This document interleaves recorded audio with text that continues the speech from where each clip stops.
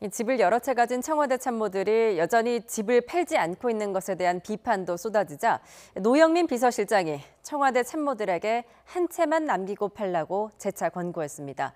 그런데 정작 본인은 서울 반포 아파트는 놔두고 지방에 있는 아파트만 매물로 내놨습니다. 차정윤 기자입니다.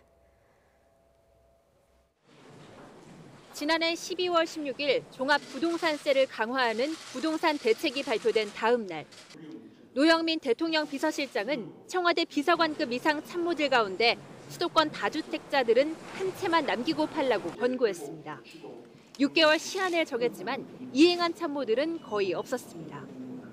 청와대를 비롯한 정부 관료들이 부동산 불로소득으로 부를 축적하고 있는 상황에서 제대로 된 주택 정책이 나올 리 없다고 판단한다.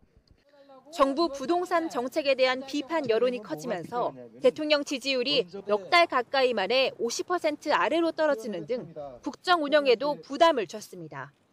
그러자 노영민 대통령 비서실장이 다주택자인 청와대 참모들은 이달 안에 한 채만 남기고 처분하라고 다시 권고했습니다.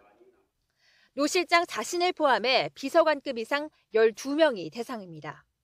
서울 도곡동과 잠실동에 집을 보유한 김주원 민정수석 등 수석급이 5명이고 경기 과천과 서울 마포에 집이 있는 여연호 국정홍보비서관 등 비서관급 6명입니다.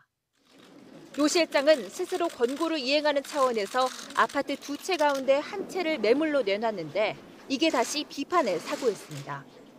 시세 3억 원 가까운 청주의 아파트만 내놓고 10억 원이 넘는 서울 반포의 아파트는 계속 보유하겠다고 밝혔기 때문입니다. 이 과정에서 청와대가 노 실장이 반포의 아파트를 팔기로 했다고 브리핑했다가 뒤늦게 정정하면서 논란을 키웠습니다.